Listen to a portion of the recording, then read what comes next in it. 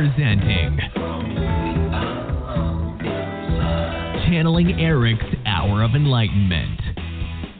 Yes, it is. Peeps, how are you doing? I hope this one works because we have had so much bad luck with Blog Talk Radio that we're actually considering, and Jennifer just brought this up to me, just having a Q&A like we do with Pamela Erlin, that it's, YouTube Live and Zoom on the question and answer thing. That might be better and more reliable, and you can see everybody, which may be a minus, I don't know. But anyway, but today I would like to introduce you, Jennifer. I love you. You're awesome. Oh, I love you too. And my wonderful son, I love you. I miss you. I want you to come here so I can kiss you, please, and hold you in my lap. Oh yes, he says if I could, I would in a heartbeat. But I love you too, but Mom. you're busy now. Yeah. Anyway, today 5 very brave Channeling Erik members will share and or allow me to share their remarkable stories of awakening. And I really feel like this could really inspire you guys. I really think it would, if you allow it. So, but the thing is, I need to find them on the board, which is not easy. So hang on. I'm scrolling. Oh, here is one. Amy Nell. Let me click again because it did not work. Hey, Amy Nell. Hello, how are you? Darling, I'm doing good. I'm doing good. Thanks for having me on. Hi, Jen. I'm honored. Are you kidding? Hi, it takes a lot of courage, so I really thank you. Well, I appreciate you having me on. I've been following you for over a year now, and a lot of things have happened because of your shows with people like Jennifer and Erik. So I wanted to share it with you. That's why I sent my story in. Yeah, I think it's awesome. So, first of all, Erik, do you have anything to say first about Amy Nell? I feel like you do. I don't know what it is. Not just hi. How are you? We've met. Okay, there's that. So, Amy, yes, we have. Tell us your story. Okay, well, mine was probably more smaller. I think it's really important for people to realize that awakenings and waking up is not really a grand story about crossing mountains or having near-death experiences. Yeah. Sometimes they're small, and for me, they're really personal that can just kind of make you laugh. Yes. I went on trying a spiritual journey because at some point I wanted to get into politics, and I would say it was more me becoming stupidly aware of all the obvious signs. And, it was the one particular thing that happened that kind of hurdled over the self-doubt. I actually had a reading with Jen a while ago where I felt like I was getting all these signs, and it just didn't really make any sense with me, and she kind of confirmed a sheer cause. Pretty much everything I kind of already knew, but I was still, fighting a lot with, low confidence and is this my imagination or, is this shit real kind of thing. Yeah. And yes. One of the things that I did was, I tried to meditate, and one of the things I like to do is get in my car and, seeing my little lungs out, and I find that to be very grounding for me. And I was in the car, had my headphones on, singing at the top of my lungs, and to the right in my passenger seat, I had my friend Victor, who passed away in 2008. I kind of saw him in my head. Wow. And then I saw your son, Erik, in my back passenger seat. And the song that was playing was called Spirits by the Strumbellas. And part of the song goes, I got guns in my head and they won't go. And I saw Erik in my back seat with a gun in his left hand with a magazine kind of popped out. And he went and he slapped it in and it fell out of him he was a complete goofy klutz, and it fell out and hit the bottom of the floor. Oh my God. He was just completely screwed up, trying to dance along with the song. And no, I heard don't have him dance. Don't have him dance. Yeah, and I him thinking you gotta tell my mom this story because she lives in Texas. And it's just funny because your son is a smart ass. Because I've told him before he's a badass. like dancer, and he's kind of told me that he's almost as bad as my singing, but that was something that made me realize. I am a horrible dancer. Yeah. Yeah. Well, for me, that was big because that was me. That wasn't my imagination, because him doing that was not where my imagination would have taken it. If it was really truly my imagination, I wouldn't have thought of him being a goofy ass klutz and slapping the magazine and falling out like him trying to dance along the yard. Wouldn't have happened. Like, that's not where I would have taken it. Yeah. But yeah, that was it. Just want to take it small and short. I mean, since then I have talked to him a little bit. I'm still working it out, working on being a medium and sensing things. Like Jen again might recall that for a while, like, I've been psychic since I was a child, and you just don't realize these things. Kind of normal to you. Yeah. And you just kind of write it off to your imagination. And, you know, I'm working on it. I've talked to your son, because I know he has a high pitchy voice. I remember getting that from him. So, but it's when people should focus on, like, little signs and not those huge ones. Yeah. Yes. So maybe Erik, can you give her any words of encouragement or anything? And also maybe Jennifer, you would like to add something to that, because she is trying to develop her mediumship skills. Oh yeah, she's so what Erik wants to say. He's like, hey, enough with my voice already, okay? So he's playing. He's a little feisty. He's a little feisty right now. But he really is just playing.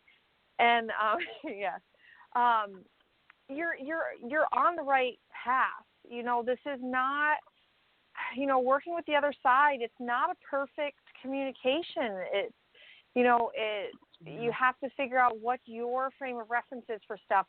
You know, when you get information that doesn't seem to make any sense to you, you've got to ask for more information. You can ask the other side, like, hey, you showed me this, but I don't understand what this is. I need more information about it. And if they can give it to you, they will. Erik says we can be very particular over here with the way you guys word things. So, you know, if you're feeling frustrated, use different wording. Use different wording to ask for help. I don't know why. Well, if you say, you know, I just need to know, you know, what am I supposed to be doing next? Well, sometimes that might be too vague. So it's like, okay, I'm on this path to mediumship. I'm feeling stuck. I need a sign, or I need something to let me know what is next for me. Like the more next specific step. we can be. Yes, show it to me. Yeah. Let me recognize it. Make sure I recognize it when it shows up. Sometimes the more specific we are with them, the better the lines of communication are opened. Interesting. Yeah. Anything else you want to say, Erik? I'm sorry? Erik, is there anything you would like to say, sweetie? Just keep at it. Keep going. He says you really do doubt yourself too much. There's, you know, you're battling that. You're battling that doubt. And so he says, you know, it's almost like when the doubt creeps in, it's like he says for you have to be firm. You have to be firm and say no, like go away. Otherwise, like back the off. doubt creeps in and you get way down, you're like spiraling, and so you have to be firm like, when the doubt creeps in. Yeah. Screw you, doubt. Get out of my head. Yeah. That's awesome. Go kick her out. All right, well, Amy Nell, you want to say anything before we take the next I just person? Both you ladies keep doing what you're doing. You guys really do inspire a lot of people, and I know that and both you of you too. guys get a lot of. So you know, you probably get a lot of you haters, too, darling. and you get ragged on a lot, and get into a lot of drama. But I know you've got people that really adore what you guys do. So, but you Thank you keep what you're doing too, because it makes a difference. Yes. What you do, Amy Nell, Absolutely. is amazing, and I think that's you. why Erik picked you to be here, because I had a whole bunch of entries, but he picked 5 for me, and you were one, and that's got to say something, okay? He told me he was going to slip this one in. I remember really getting that from him. He's going to slip that one in. So She's like, don't All worry, right, I got thank you. you, Amy. Thank you darling. guys so much. I'm going to continue. Bye, Amy. I'm going to hang up and listen. Bye. Yeah. Okay, doke, babe. Bye. Oh, she's so sweet. Okay, let's see. Yes. Oh, you didn't drop it. Okay, good. All right, so let me see. I saw another one in here that I recognize. Let me see. It's a 931. There we go. I found it. Hey, Lee. How you doing, Mr. Lee? I am doing good, and you? Awesome. What you got for us, sweetie? Can you tell us your story? Because I know it's an awesome one. Well, it's like Amy said, nothing is too big, and it's just shifting, I guess, basically your awareness and your perception on things. Mine, it was stemmed from mostly addiction and pain, more of the lower level kind of vibes. And I basically lived that kind of a life. And after losing, basically, I'd like to say giving it away, because that's the victim mentality, saying I lost it.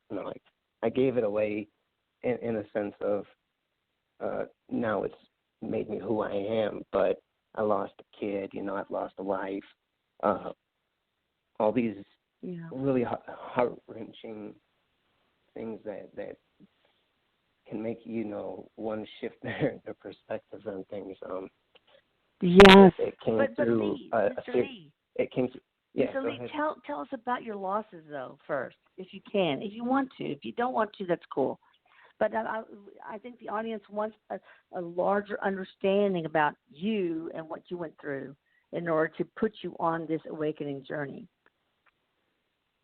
Wow. If you don't want to, darling, that's okay. No, it's fine. If I were to have to sit here and look at it and just to that perspective, let's see, I had to endure a lot of homelessness while I was growing up as a kid, uncertain of where I'm going to be in my life. The next day, we've gone through homeless shelters. Just watching my mom go through her pains of losing a kid to SIDS and things of that nature. But growing up, I'm very sensitive and very in touch with my emotions, and I wound up going through a lot of drug use to cope with these feelings of not supposed to feel this much, you're too sensitive or whatever. So I use drugs to mask it, and then, so I guess I went through a narcissistic period where I'm lacking empathy and I just don't care what I'm doing. I'm going against my intuition, and I'm experiencing this lower level stuff over and over again, because obviously we attract that stuff. But going through all that, then let's see, my daughter, she had lost her mother to a car accident, and throughout my addiction, I couldn't quite get my ass together and be a reputable adult that the society wants you to see. And it tore my heart up having to sign away rights to my kid, and it catalyzed me into another. I don't care. I'm going to try to kill myself. So I went through a lot of drug use, a lot, and I tried to kill myself various amount of times through that. And I've experienced an overdose, but I just had blackness, like I blacked out, unconscious, and maybe that was what I thought the afterlife was like a black shell of nothingness. And now I understand that it's totally different, and I came to this little awakening by following these numbered sequences that just keep appearing to me. And wow. After it was really after the loss of my wife, ex-wife, and I were going through a divorce, and we were contemplating on what we were going to do since we had lost this baby, and that drove me down to Tennessee, and I just completely felt like I'm going to do it again. I'm going off the crazy train. I'm going to kill myself. No. I saw. I so couldn't where are you get now? Yeah, but where are you now? And I'm how back did in you Tennessee. But I'm no, back I'm in not Tennessee. talking geographically. I'm talking about where are you now spiritually? Because this is about your awakening. How are you doing, sweetie? The awakening of everything's just going to be all right. You know, the universe has our backs, and it's all for growth. Ever since I've been listening to your guys' show, it's been like an eye-opening portal through, and now I really want to know more. I want to know even more about it. Like, I could identify with those labels, but I don't like labels, like Erik would say. I can't stand labels. Yes. The weirdest thing is it felt like what you guys would describe as a walk-in. I'm this charismatic, crazy, drugged-out weirdo, and now all of a sudden, wham, I hit a 180. Whoa. Who's this guy who's always talking about consciousness and spirituality now? What's going on with him? So it was this weird, I don't know, I call it a finally, like Amy said, you know, you just become obvious signs now. You start to become aware of them. And then, Mr. Lee, a lot of people don't get there. And you went through crap, but yet you are still, you have arrived at a place where not many have arrived. And I would love for Jennifer and Erik to speak to that, please. Yeah, actually, Erik's jumping up and down over here. He's like, okay, I knew it. I've got a lot to say. So what he said for you is all of those times that you tried to kill yourself, they were never going to work. He said it was never going to work because you were supposed to get to this point in your life because your story is so inspirational from coming from where you came from to getting to where you are now. So he said all of those attempts that you tried, he said they were never going to work. You were never going to be able to do it. And so something inside of you just clicked and said, no, I have to try something different. I have to do something different. And that's what got you here. You were literally taken to your breaking point multiple times, but you weren't breakable, is what Erik said. So and he does want to say, he does want to clarify something too, because when you had said that you experienced an overdose and you saw blackness, he says other people have experienced this, and he says sometimes when the soul leaves the body, it goes into this place where it's just blackness for a bit. But he says once you fully die, that's when you wake up on the other side. You just didn't fully cross over. So that's what with some people, they feel like they've died and it's just blackness. They just haven't fully made it over to the other side before they come back here. So he doesn't want people to be like afraid if they've had that experience that you have. That's all it is. It's like a limbo for a little bit or something. Yeah. And it's, he says sometimes what it is. Yeah. Yeah. Well, what he's saying is sometimes what it is you go there and then like the souls on the other side, the spirit guides and stuff are saying, well, can he leave yet? Can they come yet? Is it time yet? No. Okay. They go back, or yes, they can, and they cross over. So yes, it is what kept you alive because somebody else made the decision that you had to come back. Wow. Yeah, so and from Erik, that moment, that's when I met my wife and done all this other, I was in rehab, I got sober, I was going through all these different changes at that moment. So, So Erik, it was like any last words of encouragement for Lee? Any last words of encouragement for Mr. Lee? No, just share your story. If you're not actively telling your story as inspiration to other people who, especially in the substance abuse world, he says you got to start doing that. Okay. Are you talking about he goes to give lectures and stuff? Well, like a recovery coach or something to that. Just sharing at meetings, if there's meetings, or just sharing with.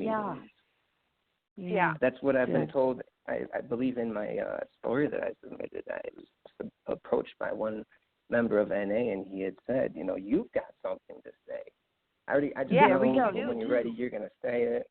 You've got something to say. And that always stuck with me. So, well, he was right. I have felonies, so, we come to the taboo of, can a felon take this career path, blah, blah, blah. Yeah, but you're a light worker, obviously. You picked a really difficult life, and very often the I don't want to say old souls. It's just the souls that usually cram on a lot on a plate, like you and me. Yeah. No, I didn't. And so you get those you little don't want to light waste workers, that. It's like, starseeds. yeah, and you have so much to share, but you don't need to be afraid because guess what? We are eternal beings, and what the heck could happen to us? Okay, seriously. That's So right. just hopefully gather the strength and put your light out there, girl, dude. I mean, put your light out there. Yeah. You've got a lot to share. I feel it. Oh, I do too. Whew. Absolutely. Wow. Okay. All right. Well, thank you, Mr. Lee. I appreciate thank you. you. Being so brave. I really do. Thank you for letting me be on your show. Care. I really, really appreciate it. You guys too. I know. I feel you are inspiring a lot of people right now. So I really have so much respect for you. Thank you so much. Here's the hope, right? Yep. Yeah, exactly. Exactly. All right, ladies. Erik, my dude. All right. Erik, take care. Be sure you take care of this guy, okay? Because he's a diamond, man. He's a diamond. He's a treasure. Yeah. Oh, I yeah. Absolutely. Okay. Talk to you later, Mr. Lee. One of the things that Erik God, is. I cut it off. Oh no, it's okay because he can probably still hear. But Erik is. Yeah. Erik wants to say that addiction in the human form. Addiction is one of the hardest things to learn from and get out from behind in the human form. Yeah. It's very difficult to do that. Ooh. Yeah, I bet. Yep. It is very for the people difficult. who are winning that battle right now, that's not an easy thing to do. No, it's not. Okay, so we have somebody from the 76 area code that is also a light worker, present a story of awakening. Sarah Martinez Ruiz. I had to say it with a Catalan accent. Martinez Ruiz. So it sounds like I have a list, but that's the way I roll. Okay. Hi, Sarah. How are you doing? Hello. Hi, darling. I'm good, thank you. Thank you for having me Tell on. us. Oh, my God, no. Are you kidding me? Are you kidding me right now? I am so proud to have you on because you 5 people have showed such incredible courage that 99.99% of the people would not have. And what you're about to do is inspire people. So, hell yeah. Bring it on, girl. Tell us. My awakening story, basically, that I shared with you was the experience that I had when I lost my mom to cancer. She was only 56, and it was pretty unexpected. Basically, I was very spiritual all my life, and I spent most of my life, conversating to God, basically thinking I'm talking with him, but I was talking at him. I wasn't really, hearing him back. And, I was always praying, and I always felt Jesus around when I needed him, but I wasn't hearing them talk back to me. When my mom was passing, we were around her bed, and I'm sorry, I haven't really shared this very much with anyone. I started praying. I started praying, and as I was praying, I fell deep into prayer and started speaking in tongues, which is still strange to me to this day, but I still don't really understand it. But it's something that's happened to me since I was young. I started praying in a different tongue, and as I was praying, I saw a tunnel. I saw a tunnel with a light at the end of it. And I had my eyes closed. I was leaning over my mom, and I seen this tunnel, and at the end of the tunnel, I see the outline or shape of two shadows coming forward. One I knew obviously was my grandma. I recognized immediately, and then the other was Jesus.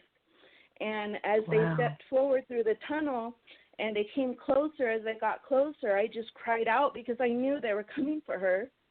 and I just screamed out, okay, Jesus, okay, Grandma, take her and give her peace. She can go, and I just kind of released her.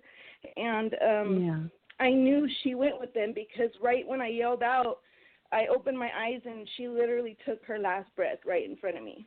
Oh, and gosh.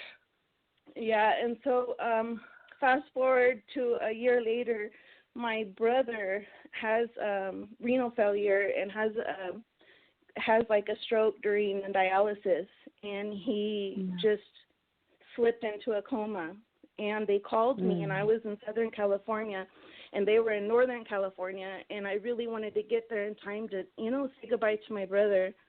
And so I was praying, and I was asking, my mom and God, please don't take him yet, just, wait for me to get there. And my brother is only, 3 years older than me, and so we grew up together pretty close. And I just wanted to be there with him, but as I was praying, I saw the tunnel again, and then I saw my mom come forward in the tunnel, and she was smiling, and she had her arms open, and I just cried because I didn't want her to take him yet. I was like, no, Mom, please, not yet. But I knew at that moment he was gone. I knew. And when I got up here, he was still in the coma, but I knew already that he was gone.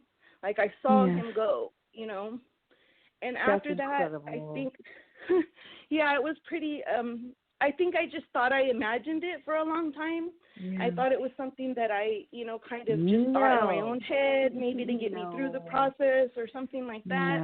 But my mom and I were close before she died, and I didn't want to let go of that relationship. I didn't want to let go of the strength that she gave me or the peace. When I'd call her, she knew how to calm me down, and she was my rock, and I didn't want to let go of that. So I kept the lines of communication open. I wanted to have that still, and so I wasn't willing to let go. And I think that when we go through a tragedy and we lose someone that we love so much in a tragic way, it's like you don't let those strings break. You still stay attached to them because you're not willing to let go of that. And I think that's what opened me up to start hearing them. I started hearing them after that. I'm sorry? I mean, that's my feeling, is that the whole thing about my first book is love knows no boundaries, even death. Like me as a mother, that umbilical, cord will stretch and stretch and stretch, but it will never be severed. Erik, if you can bring the brother and the mother across to give a brief message, is that okay with you? Yes. Yes. I would love. Oh yeah. I'm sorry. Yes. Is it okay with you if they come? Of course, Sarah. Yeah. Is it okay with you? Yes. So as I was sitting here, me, Jennifer, and my physical body, as you were talking about your mother and your brother, as soon as you mentioned your brother, my just entire body was filled with goosebumps. Very intense energy. Your brother came in. It's just this very fun, very loving energy. Much very like charismatic. Erik. He's a lot like Erik. Yes. They feel a lot the same to me. Yes. Wow. Absolutely. You must have had an interesting childhood. See, they were the way they've explained it to me was my brother and Erik knew each other over there, and that's how my brother brought up the YouTube on my phone, and that's how I found Erik was through my brother. Wow. Yeah, it's so funny. So I've got yes, your brother and Erik are quite the pair, right? Similar. Yes, they're quite the pair. And I'm saying to your brother in my head, I'm saying, well, do you want to tell her anything? And you know what he said to me? Tell her I like the way she wears her hair now. Really? You jerk. You jerk. I knew he was going to say something. Yes, and you know what?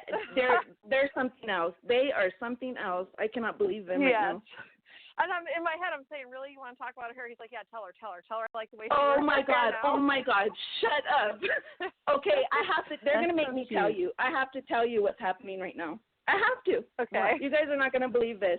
I knew they were gonna do this to me because I was telling them before I went on. I was like, oh my God, please, don't say anything about what's going on. My 8-year-old daughter, I found head lice in her hair today.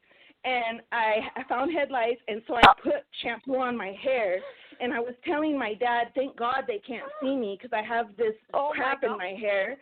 And I was so embarrassed even just to be on the call. Man. And those jerks, I can't believe it. Yes, and I was even saying that's what you want to say to her, but apparently it's a very specific message, so it works. Yes. Oh my God, they are so funny. Oh my God, they're that's awesome. Well, what about her mother? What about her mother? A message from her mom? Yes, you know she's there. She's not quite the ball buster that your brother is. No, not at all. She kind of like slaps him in the back of the head for mentioning your hair. And she's just like, I just tell her I love her so much, and she's so beautiful. That's awesome. You know, she slaps him in the back of the head. I got a boy here, Lucas. I'm trying to, hey, he needs a wife, so y'all think about it. JK. I'm just kidding. For a long time, I really wasn't sure if any of this was even real or true. And even up until recently, I've been doubting, really doubting myself. Like, am I just having this conversation in my head with them because I want them here? No. But I hear them talking to me, and sometimes I don't know if it's real. Yeah, absolutely. It's real. Absolutely. It's real. And girl, if you want, you can email me, and I can give you, some hard evidence that will hopefully, put your mind at ease. I know that it's real that people have that gift. I just didn't think I had that gift. You know what I'm saying? I didn't think I was capable of doing that. I know that people have that gift. I have no doubt whatsoever that they're around and that people could. I just didn't think I could hear them. Yeah, I get it. Yeah, it's am I really hearing them, or am I talking to myself in my head? No, you're really hearing them. What that is, what you're feeling is like humble. It's connected to being humble. Okay. Yeah. So you can be humble and still hear the other side. What your block was, Erik is saying, is that you felt like what was so special about you that you'd be able to do this, okay? Exactly. So you were being too humble. Yeah. So that's, we're all worthy of wonderful things, okay? So you can know your worth and still be humble. And that's where you were lacking. Not knowing your worth, not knowing that you were worthy of this. Yeah, you said it. Thank you. And you are. Okay. That's amazing. Erik knew I needed this. I mean, this is just amazing because and we needed I can't believe that you picked me out of all these people. No. Obviously, it was Erik that picked you, dude. And and thank you, because I think you have really hit a nerve with a lot of people, and I really am so grateful to you. Thank you for having me. You bet, sweetie. I love you. Bye. Thank you. I love you, Mom. Love you, Shane. Bye. Love you, Erik. Oh, love you. Oh, yeah. Okay. On to the next. If I can pull myself together, we got Frank. Hi, Frank. Are you there? Hi, Lisa. How are you? Yes. I'm doing good. Now, do you still want me to read, or do you feel comfortable just talking to us? Either way, it's fine. I can tell it. Oh, wow. Okay, good. That's great. If you don't want to, I'm cool with it. And no. I just admire your courage for doing this. Thank you, Frank. Okay. All right. I retired in 2016, and I had been reading your blog. So I connected with it either through the amendment or you connected me to the amendment by Patrick DeHaan. Yeah. So I had retired, so I had that peace of mind. I started taking walks to a reservoir by our house that's through nature. And one of the blogs, I don't remember if it was that particular month or a few months prior, Erik had mentioned that when you're in nature, just understand that you're connected to everything, the leaves, the ground, the birds, the trees, and just try to feel that connection. So I did that for several weeks, almost every day. I would say close to every day. And it was awkward. It didn't feel natural. I had to kind of think about it. Then the next several weeks, it changed a little. It wasn't awkward, but I still had to think about it. And then the next several weeks, it changed from that to I really wasn't even thinking about it. It just was a feeling. And as part of this, I had been sending when a bird would land in a tree and sing, or was on a branch and singing, I would literally in my mind say thank you and send an image of the bird landing on my shoulder. I don't know why. I just thought that would be kind of neat. So this went on for. That's awesome. I remember reading that. It's awesome. Yeah. Well, it's just, I don't know why, but I did. So that was about 3 months, and my wife's a teacher. School ended. Her first Monday off, she took the walk with me with our 2 dogs. We get to the water, and I'm doing this, again, without really thinking. It's very natural. And we get to the water's edge. My wife's about 20 feet in front of me, and a bird flies into the tree above me, singing beautifully, and I automatically, in my mind, say thank you, send the image.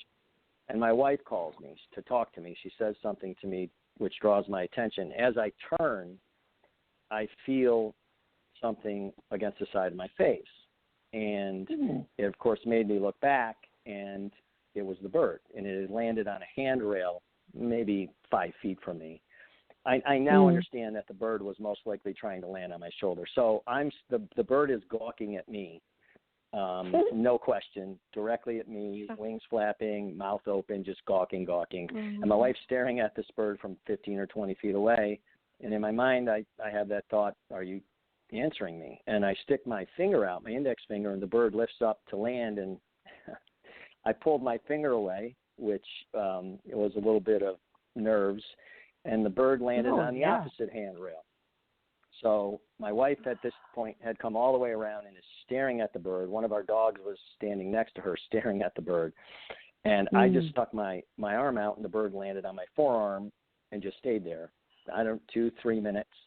I got a good look at it. I mean, it was, a foot from my face, and it took off. So we went home. That night I meditated, and I asked for the bird to come back. And that may seem like a bit much now in retrospect, but my wife's a teacher, like I said, so she had a professional training day. She couldn't make the walk. So I made the walk without the dogs. I get to the water's edge. There's no one there, and there's no bird. So I feel like I should meditate for a couple minutes. And then I feel at the, just opening my eyes at a given moment. And as I did, a bird, I couldn't see if it was the same bird. It wasn't close enough. Landed in the tree to my left, very high. And as it landed, it took off again, did a semicircle, and it ran under the bench in front of me, right up to me, lifted itself in the air onto the handrail next to me, literally an inch or two. I turned the palm of my hand over, and it just hopped into my hand.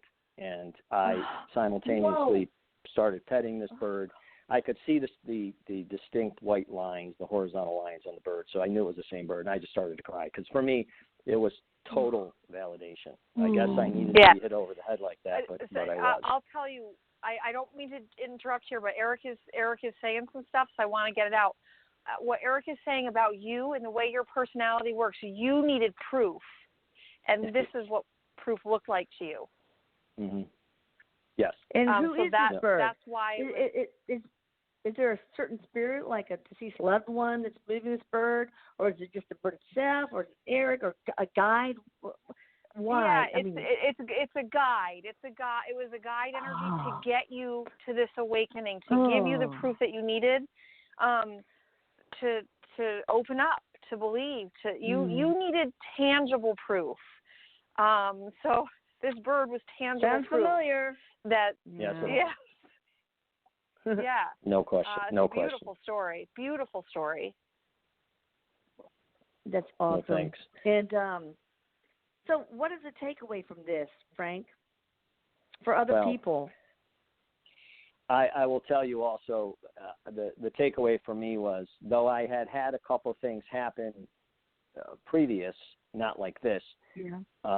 I obviously still had doubt.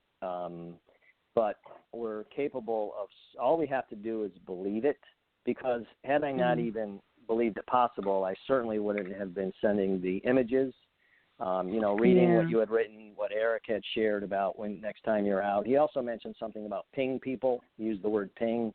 like whether you want to approach somebody, just in your mind ask, are you approachable? Do you want to, is this somebody I can approach, and see what you get? Yeah. But for me, once I let go of the expectation, because that last few weeks I had stopped thinking about it. I was just doing it.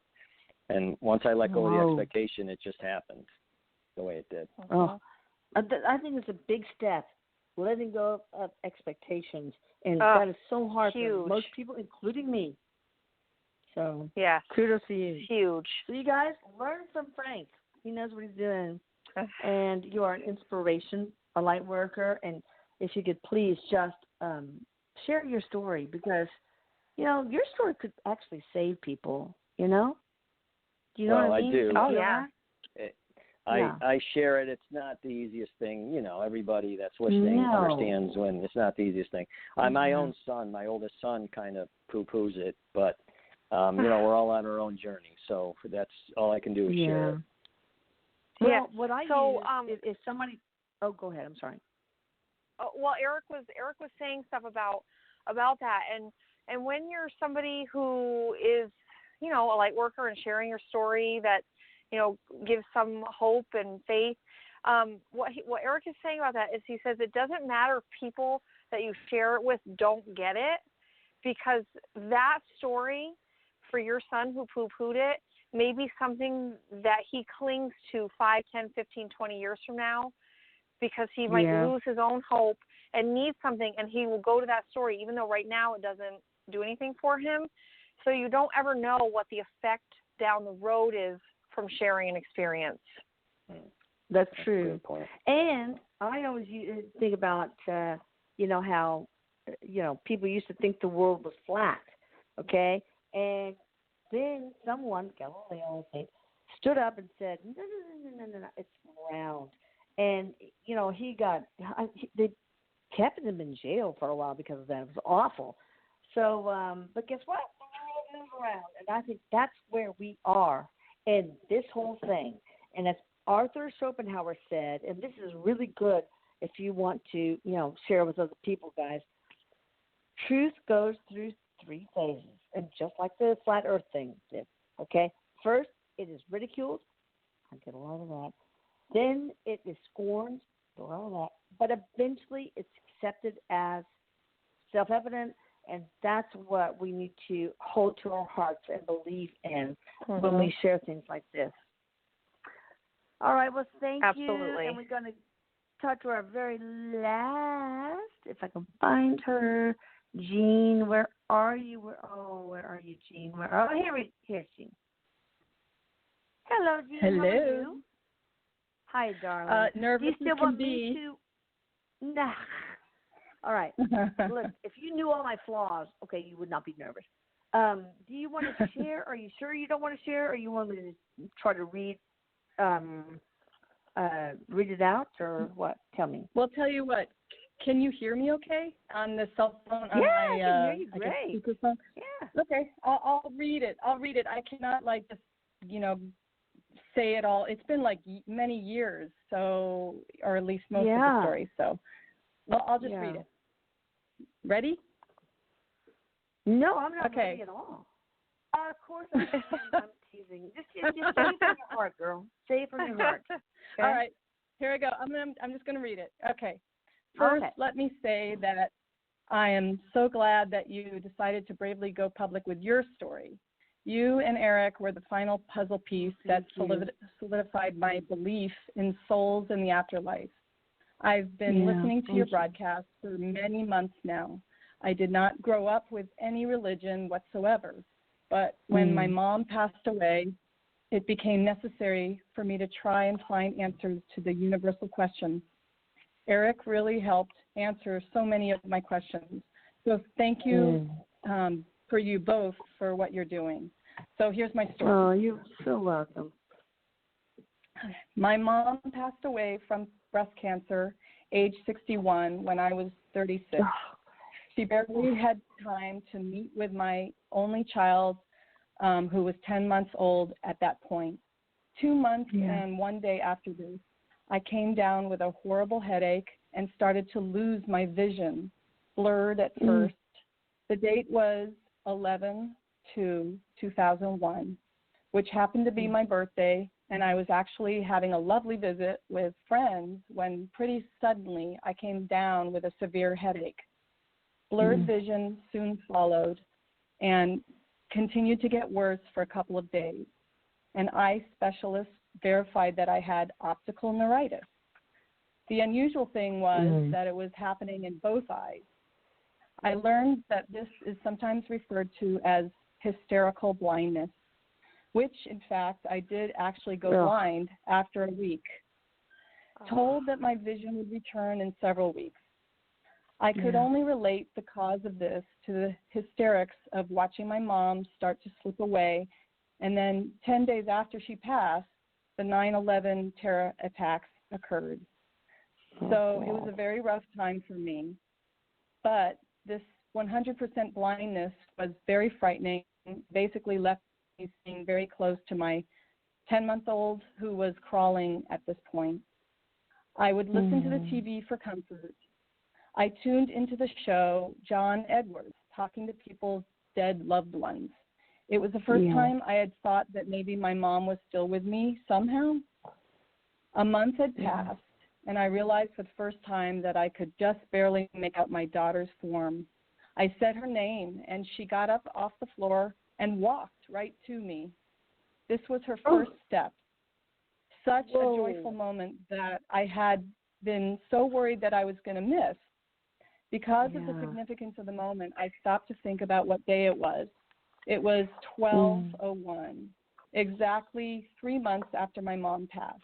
I truly thought for the first time that my mom was there with me at that moment and may have had a hand in giving me this special moment. For years after this, I realized that I kept seeing the date or time 11:02 at unusual moments, either on the clock or in an email or a text, etc. I would say to myself, why am I seeing 11:02 instead of 11:01 or 11:03, etc.? Explainable many times, I'm sure, by many, but it wasn't just on the clock. It finally clicked with me that 11:02 being my birthday must tie into my mom having a hand in these moments. Let's see. Here's the incident that made me a 100% believer. This last summer, I had been preparing a letter to give to my then college-bound daughter. You know, go forth and have a wonderful life. Here's all my worldly advice. I love you kind of letter. Yeah, and keep your legs together. That's it. Yeah, I'm kidding. I started and then stopped. Comic relief, sorry. I started and then stopped working on it a few times until one day the words just started flowing very easily. I decided it was done after about an hour. I usually find myself rewriting stuff extensively for hours. So I was so happy it was done so quickly. It was 2 pages long, just enough, but not too much, right? A year before this, my daughter had shown me how to use documents in Google Drive. She was using it at the time to show me her college essays. They each had to be a certain word limit, and at some point she showed me that Google Drive makes it easy for you to check the word count.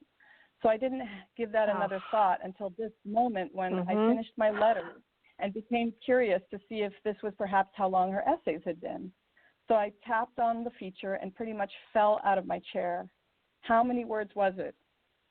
It was 1102. 1,102. 1102. Yep. That was the one and only time I've ever checked the word count. I laughed and I cried. I thanked my mom. And I told my daughter all about this. When I gave her the letter. That's so powerful. Erik, it's beautiful. Erik, Jennifer. What was that, Alicia? I was wondering a word from Erik, for example, to her, a message or some response. Oh, please. Yes. Just number one, it's an incredible story. That's me saying that, Jennifer. It's just such an incredibly beautiful story. And so what Erik is saying about that is that was actually, this was all part of your chart. It was all in your plan to with your mother passing and the blindness. That was all part of it, so that you could form this connection with her on the other side. You guys planned that before you got here. That's why the 1102 was so strong. You know, I think I just got an idea. Well, I didn't get it. I'm sure somebody inserted it into whatever brain I have left. I think it would be so cool to publish an ebook, because I can't afford to go through these publishing houses that make you like spend $15,000 on a publisher or whatever. You know, a book of stories, awakening stories from people. What do y'all think about that? And you know, y'all can have the money. I don't care, but I mean, I think it would be so cool to do that, to inspire people. So think on it, okay? Anyway. Yeah, Erik says you'll have enough stories to write 3 books. Oh, I know. That's so funny. What about me? Does my mom have anything to say, or any other relatives out there? You know what? What she said is, tell her she's still my baby girl. So she still looks after you. She still thinks of you as her baby girl. As you know, do anything for you she could. She looks out for you. The connection. She says the connection that we have is so strong. You know, nothing can break it. Is there anything specific that would give more validation? Like, I don't know. I hate validation questions, but whatever. Is there any other message from her? Let's put it that way. Yeah, get your car checked. Something wrong with your car. Okay. Do you need new tires? Well, I did just get my husband's you did done. Just get what? I don't know. Maybe my husband's tire just blew, and we just had to replace it. But okay. Maybe that's what she said. Get your car checked. If it's clicking or ticking or something's going on with your car. Okay. Good. Check her out. Anything from Erik? Yeah. Oh, good. I'm sorry. I couldn't hear you. Anything from Erik? Yeah. Oh. I'm asking him. He's like, what do you want? What do you want? What do you want? Like, give me an area. I feel frantic with the energy. Maybe because I'm nervous. Okay, advice. One advice. Or I probably could bit use of encouragement. Some advice. Yeah, probably. Okay. All right. Advice or encouragement. Sure. I mean, honestly, he's telling me you're really doing pretty well. Like you're doing pretty good. So you're like, I don't know, your self-esteem could use a little boost. You're overthinking. He says, kind of watch your overthinking, because you create nervous energy for yourself. You create anxiety for yourself with the overthinking. So watch how much you go down a rabbit hole. With that kind of stuff, you're not as you have this self-conscious energy. He said you're not as I guess weird as you think. You're a pretty cool person. He says, so embrace that kind of stuff. Focus on what you think your strengths are, and not what you think your weaknesses are. Okay. That's awesome. Sounds good. Thank you so much. I really appreciate it. Thank you. Yeah, all so right. we'll stay tuned in case we want to do a book of stories with you in mind. Okay? Yeah. I'm telling you, Erik is talking about the books of stories.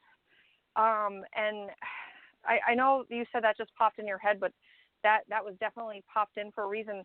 There's going to be, he said, there could be enough stories to do this 3-4 times over.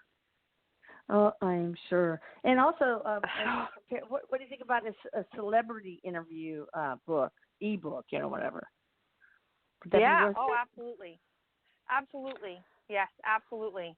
Lisa, you might find yourself with a fairly sizable project if you decide to go down this path. Oh, in a good way, not in a bad way.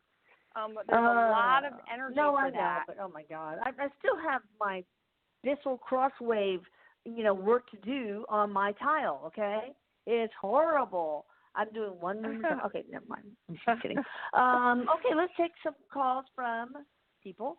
I have somebody from the 540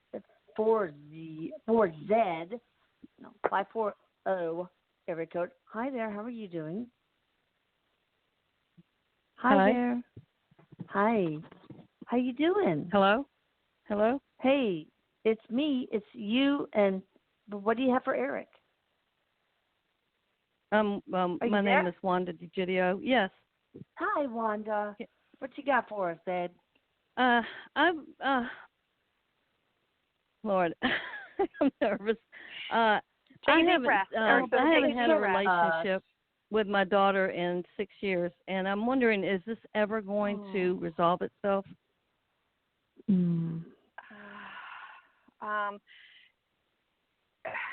Yes. He says yes, it will. There's a lot of emotional stuff in the way here. Mental health, anger. There's a lot of stuff in the way right now as we sit right here in this moment. But yes, eventually it does resolve itself, although it's not going to look pretty. Erik says it's not going to look pretty when it does. Is she the volatile one of the two of you? I'm sorry? Is she the volatile one of the two of you? She's got some anger issues that stem from her dad. Her dad is he's very narcissistic, and I don't know. We separated, and that's what caused the split between her and I, because she's daddy's girl, and he pays for her college, but is it a long time from now? Okay. One is called the Stockholm syndrome. Yes, absolutely. Yeah. But are you talking? Go ahead. No, I'm just wondering, are you talking years or months or? So timelines are always tough. I feel like we're probably looking, if I had to make a guess here with the timeline and the way it works on the other side, we're probably looking at like 18 months to 2 years. It does feel like it's a little while, but your free will can change that, okay? Well, what at can the she do? Moment, okay, what can at she the do? moment, because I'm telling you. Okay, go ahead. I'm sorry. Okay, at the moment, approaching her is not going to be effective for you guys, okay? If you approach her, you're going to only get anger. Yeah. Yes, that's what happened.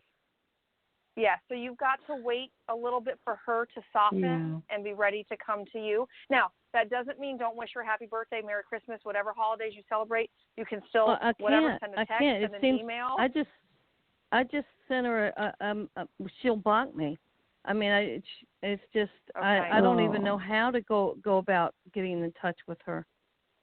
Okay. Right, Erik, can you help? Erik, can you nudge her? Can you nudge her daughter in the right direction? Well, she's being nudged left and right, he said. She's being nudged left and right. She's not done with her anger yet. And so when somebody is sitting in a place of anger, they're ignoring the signs from the other side. It will pass. Erik says this does pass. Unfortunately, one of the things I hate the most as a person being here, when somebody tells me, but you have to be patient. I hate hearing those words, and I hate saying those words to somebody else, but you just have to be patient. This does pass. I can think, was this planned for us? Yes, it was. And is my ex, was. her dad, are we like planned this before we came? Yes, the divorce and all this. This is part of the chart. Yep. It's part of the chart. I woke up because of this.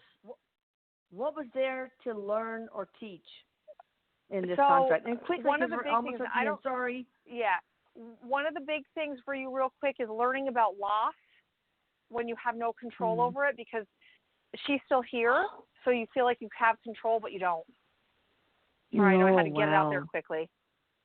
No, but that's good. That's a lesson that will help your soul evolve, and you're very courageous to take that stuff on. So kudos to you. Yeah, very. So, but have faith, and love reigns supreme. Is it time? Do I have time for one other thing to say? One other thing. Wrap it up. In 10 seconds. Okay. I want to say that you guys check out psychicmediumjenniferdoran.com, and I will put it. Oh, well, I don't know if I'll put it, but whatever. I love you guys. Thank you. Thank you, Jennifer. Thank you. Thank you. Bye. Bye-bye. Love you. Bye. Bye.